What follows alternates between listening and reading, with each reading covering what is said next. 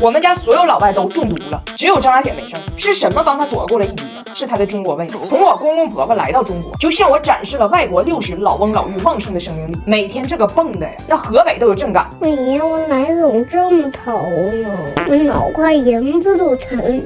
老两口就一直跟张大铁说话，张大铁就许愿爷爷奶奶能不能消停点。结果昨天突然如愿了，他爷他奶甚至还有载耀达都突然拉肚子，拉的特别严重。载耀达还算轻一点，布莱恩最重，连拉带吐，已经下不来炕了。去医院一查，说是食物中毒。但是奇了怪了，张大铁和他爸啥事没有，这就很蹊跷。载耀达说，这说明想知道是哪顿饭有毒，就要看哪顿饭我爸和张大铁没碰。名侦探载耀达就开始破案了，突破口还得是张大铁。最后我们仔细筛查，案件是这样的：昨晚7时许，温蒂说自己想家了，非要吃西餐。张大铁不想吃，跟他爸说让他爸点点面条。大胖媳妇差点就叛变了张大铁，说要不然就一起吃披萨吧。张大铁质问他爸 It's pizza amazing， 我到上面 amazing。张大铁的质问救了他爷俩的命。大胖媳妇和张大铁吃的面条，剩下的3个人吃的西餐。吃西餐的第2天全倒了。但是问题又来了，那顿西餐里边的披萨和薯条，大胖媳妇也偷吃了，唯一他一口没碰的是那顿西餐里的那碗沙拉。所以破案了，导致那3个人食物中毒的就是那碗沙拉。张大铁刚开始还是很心疼他生病的爷爷奶奶，这外国人生病养病的方式也是很抽象，就是把空调打到最冷，然后狂喝冰水。张大铁看着着急呀，跟他爸说，爷爷奶奶生病了，咱给他们查点粥。大胖媳妇还特意上网查了一下怎么查粥，跟大铁说，好的，咱俩也用中国文化孝顺他们一把。Later. Not here. I'm in porridge. Not here, look. I made you porridge. 你这是大饼糕吗 What?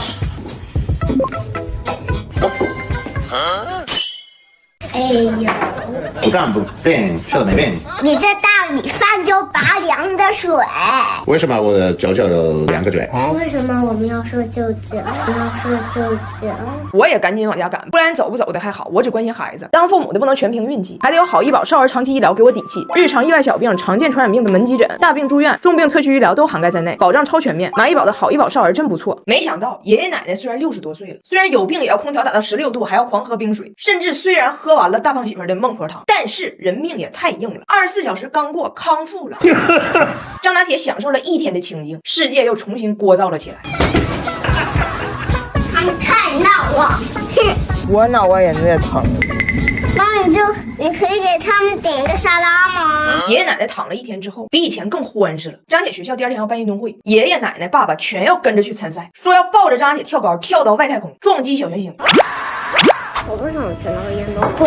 你要这，我们都陪你，好不好？张大铁心如死灰，昏暗的灯光下，张大铁自己走向了厨房桌上的沙拉。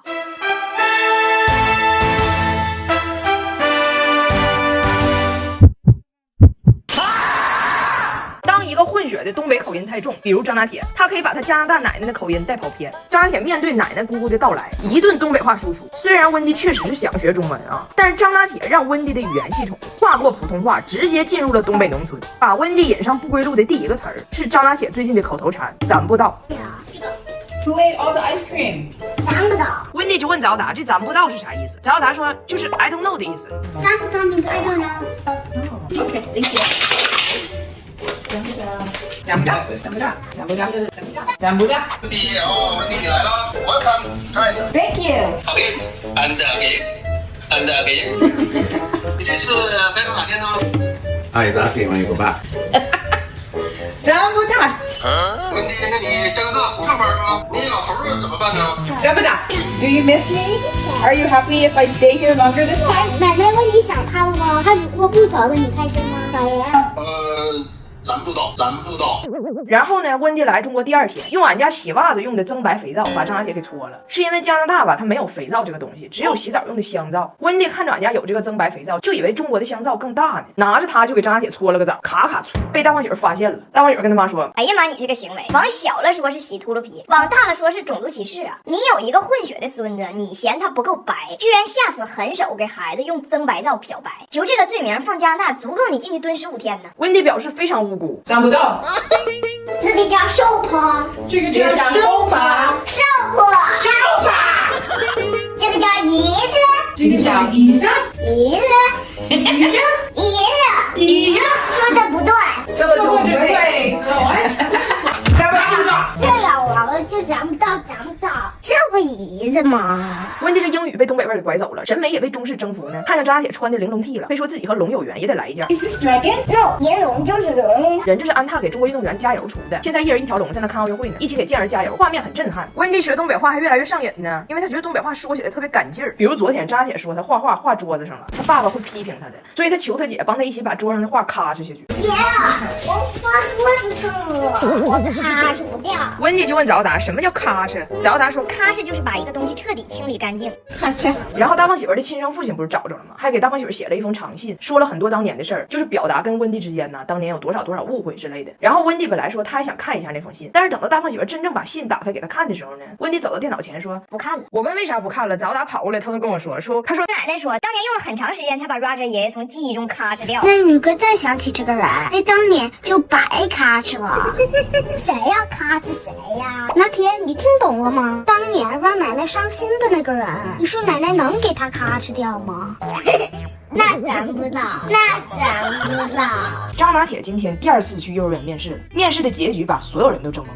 大家知道张拿铁因为不会说英语，上次被双语幼儿园无情拒收，在人类混血儿发展史上刻下了一个烙印。这个事儿呢，大家都很急，只有孩子他爸不着急。这次是大胖媳妇找的幼儿园，就在家楼下。他说啥幼儿园都一样。温蒂听说孙子上次被拒绝，非常不服气，今儿个一定要一起去。但是温蒂不知道这次我们面试已经换了学校了，他以为是2杀上一个学校呢，所以劲儿贼大，摇人摇来4个，进屋直勾的瞅着老师，那种感觉就是你看我们都长这样了，你还不相信我孩子会说英语？但是我在教室外头观察一会儿，我发现了这个幼儿园呢，他自称是双语幼儿园，就一个外教，还是个俄罗斯人。我跟这个朵夫斯基先生啊聊了一下天，我发现他英语水平其实跟我爸爸没差多少。我就问老师，我说那俺家拿铁去的这个班级主要是说什么语言呢？老师说这个低龄小班呢，现在就1个学生，加上你儿子呢，一共2。这个班级最后到底说什么语言呢？那就看这俩孩子哪个性格强呗。我望向窗外那个跟张拿铁同班的乌兹别克斯坦女子，我已经能看到她不出3岁满嘴铁岭话的样子，